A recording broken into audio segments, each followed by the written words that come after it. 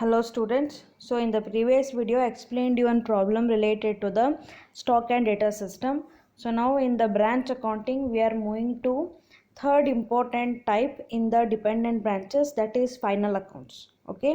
So here every branches have to prepare the final accounts also, and but along with the branch account. This is one more important variety. So first variety ಏನಿತ್ತು data system ಅಂತಿತ್ತು. ಅಲ್ಲಿ ಏನು ಮಾಡಿದ್ರು, purely cash transactions ಅಷ್ಟೇ ತೊಗೊಂಡಿದ್ವಿ. ಅಲ್ಲಿ invoice price ಬರ್ತಿರಲಿಲ್ಲ first ಮಾಡಿದ್ದು ಡೇಟಾ ಸಿಸ್ಟಮ್.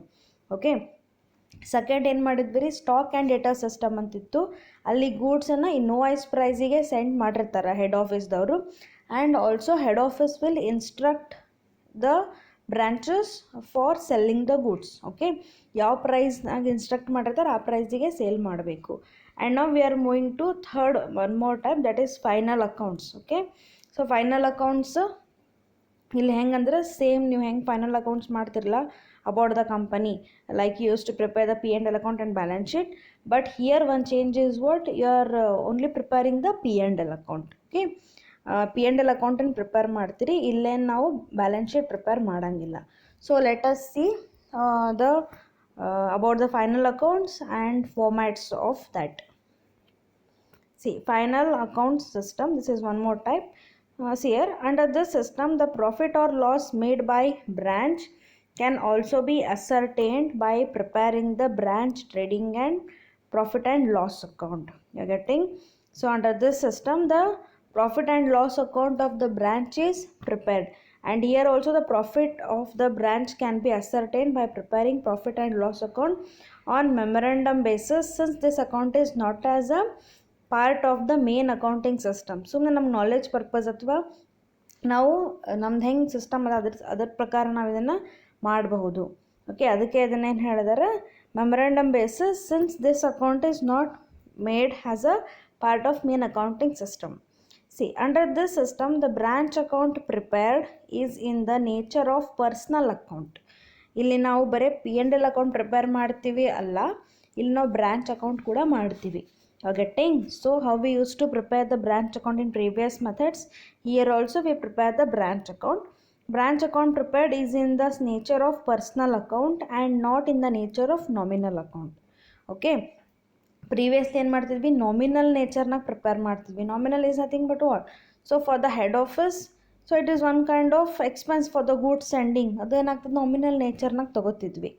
ಓಕೆ, ಬಟ್ ಇಲ್ಲಿ ನಾವೇನು ಮಾಡ್ಲಿಕ್ಕತ್ತೀವಿ, ಪರ್ಸ್ನಲ್ ನೇಚರ್ನಾಗ ಮಾಡ್ತೀವಿ.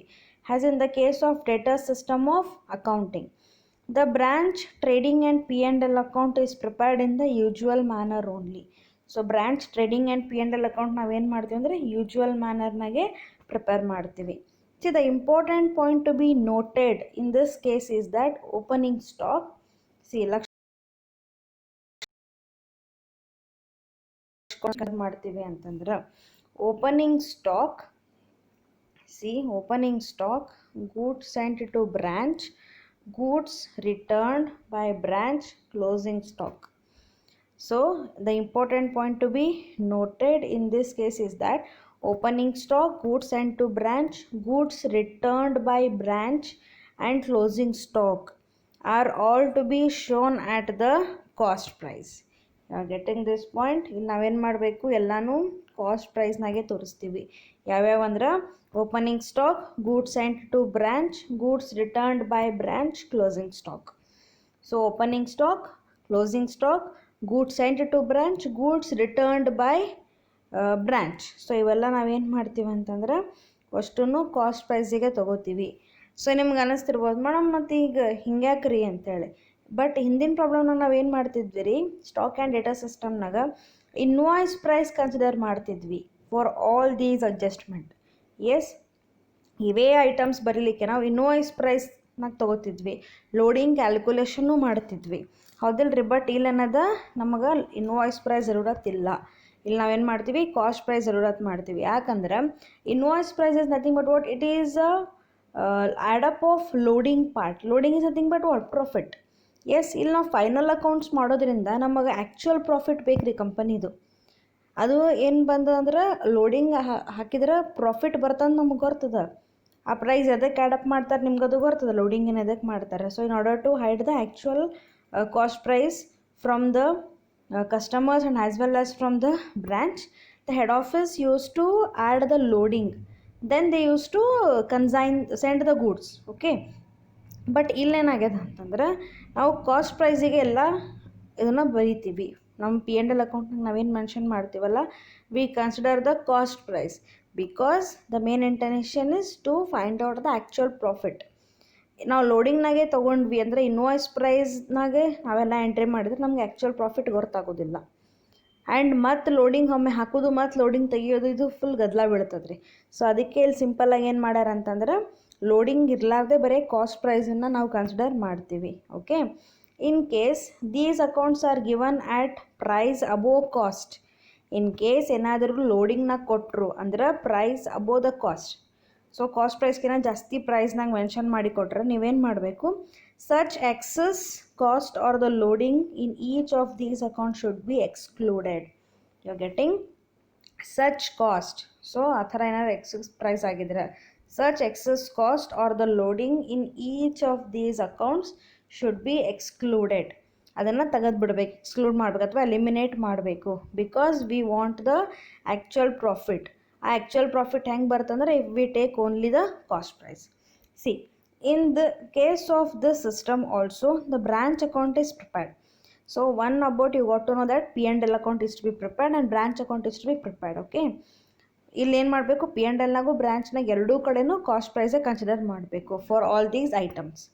And apart from that here you have to prepare the branch debtors also. So branch debtors ಅಂತ ಏನಿರ್ತಾರಲ್ಲ ಅದನ್ನು ಪ್ರಿಪೇರ್ ಮಾಡಬೇಕು. Okay, in case of this system also the branch account is prepared in the same manner in the case of the data system with one difference. Okay, ಮೊದಲ branch ಬಗ್ಗೆ ಮಾತಾಡ್ತೀನಿ, ಆಮೇಲೆ debtors ಬಗ್ಗೆ ಮಾತಾಡ್ತೀನಿ. ಸೊ ಬ್ರ್ಯಾಂಚ್ ಅಕೌಂಟ್ ಹೆಂಗೆ prepare ಮಾಡ್ಬೇಕಂದ್ರೆ one difference ಅದ, same ಮ್ಯಾನರೇ ಪ್ರಿಪೇರ್ ಮಾಡ್ತೀರಿ. ಒನ್ ಡಿಫ್ರೆನ್ಸ್ ಏನದಂದ್ರೆ that is the branch P and L profit or loss is transferred first to branch account, and then the final balance amount of branch account is to be the balancing figure which will be equal to the amount of net assets of the branch on that date. This means what? Very simple. ನಾವು ಹೆಂಗೆ branch ಅಕೌಂಟ್ನಾಗ ಎಲ್ಲ ಐಟಮ್ಸನ್ನು ತೊಗೋತೀವಿ, ಹೌದಿಲ್ರಿ? Stock data ಸಿಸ್ಟಮ್ನಾಗ ನೋಡಿರಿ, data ಸಿಸ್ಟಮ್ನಾಗ ನೋಡಿರಿ. So ಹೆಂಗೆ ನಾವು branch account prepare ಮಾಡ್ತೀವಿ ಅದೇ ಪ್ರಕಾರ ಮಾಡಬೇಕು. Difference indicates what here closing ಅಂತ ನಾವು ತೊಗೋತಿದ್ವಿ. ಸೊ ಕ್ಲೋಸಿಂಗ್ ಬ್ಯಾಲೆನ್ಸನ್ನು ನಾವು ಅಲ್ಲಿ ಕನ್ಸಿಡರ್ ಮಾಡ್ತಿದ್ವಿ, ಬಟ್ ಪ್ರಾಫಿಟು ಬರ್ತದೆ ನಮ್ದು, ನೀವೇನು ತಲೆ ಕೆಡ್ಸ್ಕೊಬೇಡ್ರಿ. ಕ್ಲೋಸಿಂಗ್ ಬ್ಯಾಲೆನ್ಸ್ ಡೇಟಾಸ್ ಹೆಂಗೆ ಕ್ಯಾಲ್ಕುಲೇಷನ್, ಡೇಟಾಸ್ ಅಲ್ಲ ಸಾರಿ ಸ್ಟಾಕ್ ಹೆಂಗೆ ಕ್ಯಾಲ್ಕುಲೇಟ್ ಮಾಡಬೇಕು ಅಂದ್ರೆ, here if the company is having some of the assets like furniture, machinery, debtors, so ಹಾಗಿದ್ದಾಗ ಏನು ಮಾಡೋದು, ಅದನ್ನು ಬ್ರ್ಯಾಂಚ್ ಅಕೌಂಟಿಗೆ ತೊಗೋತಿದ್ವಿ. ಓಕೆ, ಸೊ ಅದಕ್ಕೆ ಇಲ್ಲೇನು ಮಾಡಬೇಕು, ಕ್ಲೋಸಿಂಗ್ ಬ್ಯಾಲೆನ್ಸ್ ತೊಗೊಳ್ಳೋ ಮುಂದಾಗ ಡೈರೆಕ್ಟ್ಲಿ ಏನು ಮಾಡ್ತೀರಿ, you will add up all those assets instead of writing individual ಬರೆಯೋದಕ್ಕಿಂತ ನೀವೇನು ಮಾಡಬೇಕು, ಸಪ್ರೇಟ್ ವರ್ಕಿಂಗ್ ನೋಟ್ ಹಾಕಿ ನಿಮ್ದು ಏನಾರ closing debtors, closing furniture, closing machinery, closing stock. Apart from that if any some expenses are there at the closing balance, even petty cash, ಇವೆಲ್ಲ ಏನು ಮಾಡೋದು, ಕ್ಲೋಸಿಂಗನ್ನು ಅಷ್ಟನ್ನು ಆ್ಯಡಪ್ ಮಾಡಿ ಅಲ್ಲಿ ಬ್ಯಾಲೆನ್ಸ್ ತೋರಿಸ್ಬಿಡೋದು, ಕ್ಲೋಸಿಂಗ್ ಬ್ಯಾಲೆನ್ಸ್ ಅಂತ ಹೇಳಿ. ಅದನ್ನೇ ಏನು ಹೇಳ್ಯಾರಂದ್ರೆ ನೆಟ್ ಅಸೆಟ್ಸ್ ಅಂತ ಹೇಳ್ಯಾರ. Because you know that debtor is an asset, machinery is an asset, furniture is an asset, petty cash is an asset, and even the inventory, closing inventory is also asset to the business. So that is to be taken. And one thing is what here in trading and P&L account and also in the branch account you will get the same profit ನಿಮ್ಗೆ ಅಲ್ಲಿ same ಬರ್ತದೆ, ಏನೂ change ಬರೋದಿಲ್ಲ. You will get the same profit. ಅದು cross check ಮಾಡ್ಕೊಳ್ಳಿಕ್ಕೂ ನಮ್ಗೆ help ಆಗ್ತಾರೆ, profit same ಬರ್ತದೆ. Okay, this is only the meaning of this last para. And apart from that here branch debtors account is also prepared in the same manner. Okay, if necessary you have to prepare the branch debtors account and also branch petty cash account. See here, the following is the format of branch P&L account prepared by the head office on the memorandum basis. Okay, so let us see. This is the branch trading and P&L account for the year ending. Okay, ನೀವು ಹೆಂಗೆ prepare ಮಾಡ್ತಿರಲ್ಲ final accounts ಅದೇ ಫಾರ್ಮ್ಯಾಟ್ನಾಗೆ ಅದ ರೀ, ನಿಮಗೆ ಕಾಣಿಸ್ತಿದ್ದ ಸ್ಕ್ರೀನಾಗ ಅಂತ ಅಂದ್ಕೊಂಡೀನಿ. See, on the debit side what we are taking to opening stock, see it is very important. ಬ್ರ್ಯಾಕೆಟ್ನಾಗ ಏನು ಬರ್ತದೆ ಸ್ವಲ್ಪ ಲಕ್ಷ ಕೊಡ್ರಿ, ಕಾಸ್ಟ್ ಪ್ರೈಸ್ ಅಂತ ಬರ್ತದೆ. ಇಲ್ಲಿ ಎಲ್ಲನೂ ಕಾಸ್ಟ್ ಪ್ರೈಸಿಗೆ ತೊಗೋಬೇಕು. Opening stock cost price. Next 2 goods and 2 branch cost price. And if any returns deduct here only. Returns ಇಲ್ಲೇ ಲೆಸ್ ಮಾಡುತ್ತೀವಿ. ಆಮೇಲೆ ಕ್ರೆಡಿಟ್ ಸೈಡ್ ನೋಡ್ರಿ sales. So cash sales credit sales ಎರಡೂ ತೊಗೋತೀವಿ. ರಿಟರ್ನ್ಸ್ ಇದ್ದರೆ ಅದನ್ನು ಎಲ್ಲ ಡಿಡಕ್ಟ್ ಮಾಡೋದು. ಆ್ಯಂಡ್ ಲಾಸ್ಟಿಗೆ ಕ್ಲೋಸಿಂಗ್ ಸ್ಟಾಕ್ ಏನದು ತೊಗೊಳ್ಳೋದು. ಎಲ್ಲನೂ ಏನು ಮಾಡೋದು ಕಾಸ್ಟ್ ಪ್ರೈಸಿಗೆ ತೊಗೊಳ್ಳೋದು. ಆ್ಯಂಡ್ ಟೋಟಲ್ ಮಾಡೋದು profit or loss. You may get gross profit or you may get gross loss. Next thing is what second part P&L account. So profit ಇದ್ರೆ ಟ್ರಾನ್ಸ್ಫರ್ ಮಾಡ್ತೀರಿ. By gross profit brought down ತೊಗೊಂಡಿವಿ. And on the credit side go for debiting all the expenses of the branch. ಏನೇನು expense ಇದಾವೆ ನೋಡ್ರಿ, salary, rent, printing stationery, fire expense, petty cash, even bad debts, discount allowed. So apart from that, if you are finding any kind of the expenses, that is to be debited to the branch account. Okay, ಅವನ್ನೆಲ್ಲ ಏನು ಮಾಡಬೇಕು, debit ಮಾಡ್ತಾ ಹೋಗಬೇಕು. And sometimes ಏನಾಗ್ಬೋದ್ರೆ ಔಟ್ಸ್ಟ್ಯಾಂಡಿಂಗೂ ಕೊಡ್ತಾರೆ ಅಥವಾ prepaid ಕೊಡ್ತಾರೆ. Outstanding salary, outstanding rent, prepaid insurance ಆ ಥರ ಕೊಟ್ಟರೆ ಏನು ಮಾಡಬೇಕು, ಅದನ್ನು ಇಲ್ಲಿ ನಾವು ಹೆಂಗೆ ಫೈನಲ್ ಅಕೌಂಟ್ಸ್ನಾಗ ಅಡ್ಜಸ್ಟ್ಮೆಂಟ್ ಮಾಡ್ತೀವಲ್ಲ ಅದೇ ಪ್ರಕಾರ ಮಾಡಬೇಕು. ಔಟ್ಸ್ಟ್ಯಾಂಡಿಂಗ್ ಆ್ಯಡಪ್ ಮಾಡ್ತೀವಿ, ಪ್ರೀಪೇಯ್ಡ್ ಇದ್ರೆ ಲೆಸ್ ಮಾಡ್ತೀವಿ, ಈ ಪ್ರಕಾರ ಮಾಡಬೇಕು. ಆ್ಯಂಡ್ ಇನ್ನೂ ಇದಕ್ಕಿಂತ ಜಾಸ್ತಿ ಅಂದ್ರೆ ಹೆಂಗೆ ಕೊಡ್ಬೋದಂದ್ರೆ they may give the opening outstanding salary, closing outstanding salary like this. ನಿಮ್ಗೆ ನೆನಪಿರಬೇಕು,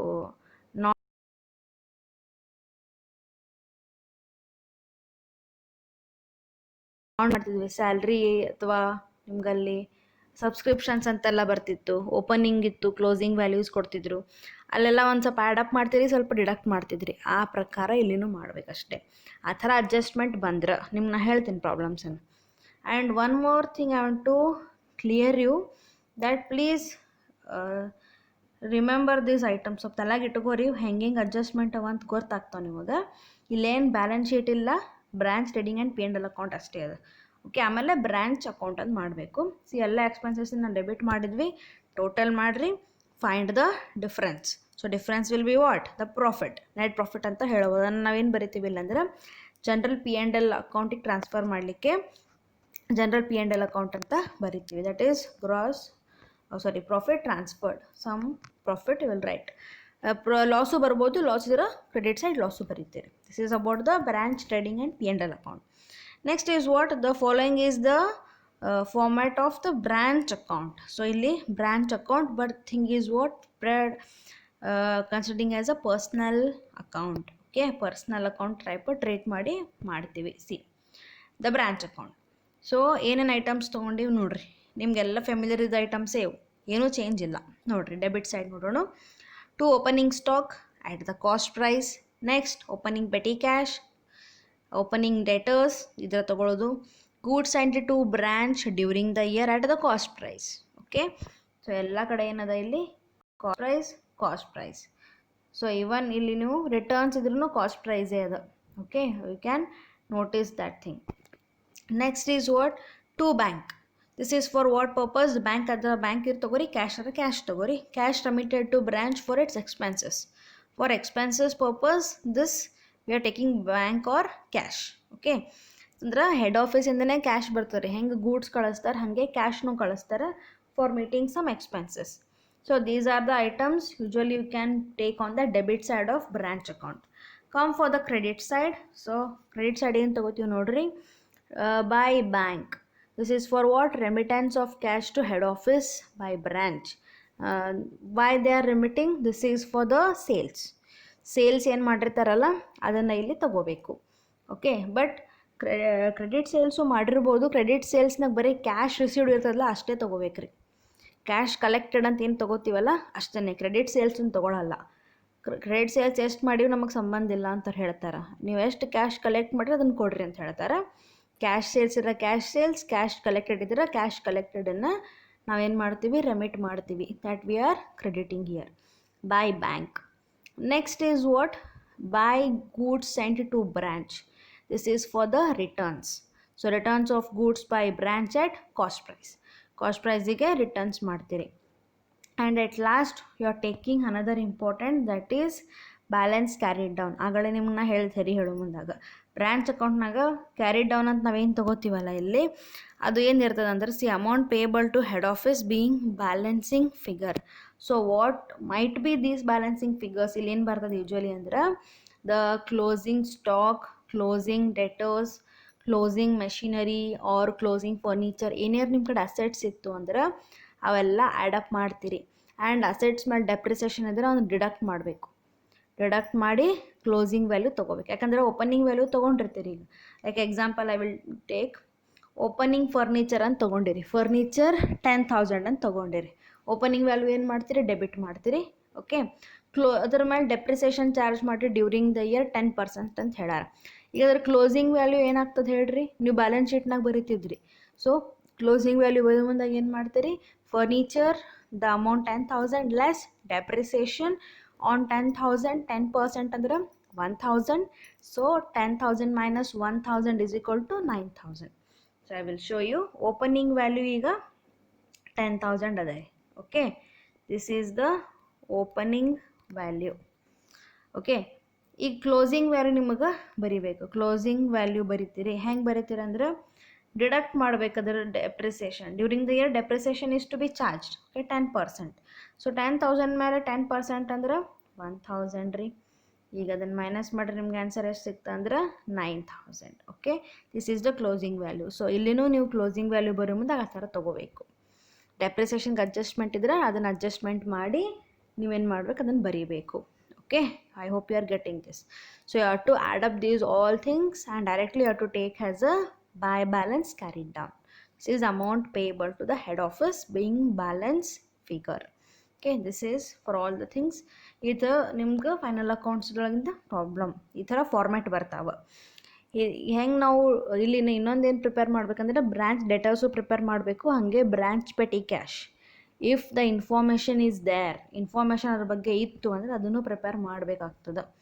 ಓಕೆ, ಇರಲಿಲ್ಲ ಅಂದರೆ ಪ್ರಿಪೇರ್ ಮಾಡೋ ಜರೂರತ್ತಿಲ್ಲ. ಬಟ್ ಇವೆರಡು ಅಂತೂ ಕಂಪಲ್ಸರಿ ಪ್ರಿಪೇರ್ ಮಾಡಬೇಕು. ಈ ಬ್ರ್ಯಾಂಚ್ ಅಕೌಂಟ್ ಪ್ರಿಪೇರ್ ಮಾಡೋ ಉದ್ದೇಶ ಒಂದೇ ರೀ, for cross verification of the profit. ಯಾಕಂದ್ರೆ ಪ್ರಾಫಿಟ್ ಎರಡು ಮೆಥಡ್ನಾಗೂ ಸೇಮೇ ಬರ್ತಾವೆ. ಮೆಥಡ್ ಅಂದ್ರೆ ಏನು? ಎರಡು ಅಕೌಂಟ್ನಾಗೂ ನಿಮ್ಮ ಪ್ರಾಫಿಟ್ ಸೇಮೇ ಬರ್ತದೆ. ಅಷ್ಟೇ ಬರ್ತದಿಲ್ಲ ಅಂತ ನೀವು ಟ್ರೀಟ್ಮೆಂಟ್ ನೋಡಬೇಕು. ಅಂದ್ರೆ ನೀವು ಅಶ್ಯೂರ್ ಮಾಡ್ಕೋಬೇಕು. ಅದರ ಸಂಬಂಧ ಇದನ್ನು ನಾವು ಪ್ರಿಪೇರ್ ಮಾಡೋದು. Okay, I hope you are getting this. And one important thing I want to mention you, see in this branch accounting, most important concept and most likely to be asked questions related to the debtor system and stock debtor system. Debtor system first ಏನು ಕಲಿಸಿದೆ ಅದು, ಆಮೇಲೆ stock and deter system ಅದು. Final accounts ನಿಮ್ಮ knowledge ಪರ್ಪಸಿಗೆ ಹೇಳಿಗತ್ತೇನೆ. ಹಂಗಂತೀರ ಏನೂ ಬರೋದೇ ಇಲ್ಲ ಅಂತ ನಾ ಹೇಳತ್ತಿಲ್ಲ, ಬಂದರೂ ಬರಬಹುದು, ನಿಮ್ಮ ಲಕ್ ರೀ. ಸೊ ಅದಕ್ಕೆ ಹೇಳಿರ್ತೀನಿ, ಇದನ್ನು ಲಕ್ಷ ಕೊಟ್ಟೆ ತಿಳ್ಕೊರಿ, ಯಾವುದನ್ನು ಉಡಾಫೆ ಮಾಡ್ಲಿಕ್ಕೆ ಹೋಗಬೇಡ್ರಿ. ಓಕೆ, ಸೊ ಮೇನ್ ಜಾಸ್ತಿ ಸ್ಟ್ರೆಸ್ ಮಾಡಿ ಎದಕ್ಕೆ ಮಾಡ್ಬೇಕಂದ್ರೆ ಸ್ಟಾಕ್ ಆ್ಯಂಡ್ ಡೆಟರ್ ಸಿಸ್ಟಮಿಗೆ, ಆಮೇಲೆ deter system first and second method ಇವನು ಸ್ವಲ್ಪ ಜಾಸ್ತಿ ಸ್ಟ್ರೆಸ್ ಮಾಡಿರಿ. ಅದರಾಗ ಇನ್ವಾಯ್ಸ್ ಪ್ರೈಸ್ ಸ್ಪೆಷಲಿ ಜಾಸ್ತಿ ಸ್ಟ್ರೆಸ್ ಮಾಡಿರಿ. ಓಕೆ, ಆ್ಯಂಡ್ ಇದ್ರ ಬಗ್ಗೆ ಏನಾರು ಡೌಟ್ಸ್ ಇದ್ರೆ ನಂಗೆ ನೀವು ಮೆಸೇಜ್ ಮಾಡಿರಿ. ಇದ್ರದ್ದು ಫೈನಲ್ ಅಕೌಂಟ್ಸ್ ಮೇಲೆ ನೆಕ್ಸ್ಟ್ ವಿಡಿಯೋನಾಗ ಒಂದು ಪ್ರಾಬ್ಲಮ್ ಹೇಳ್ತೀನಂತ. ಓಕೆ.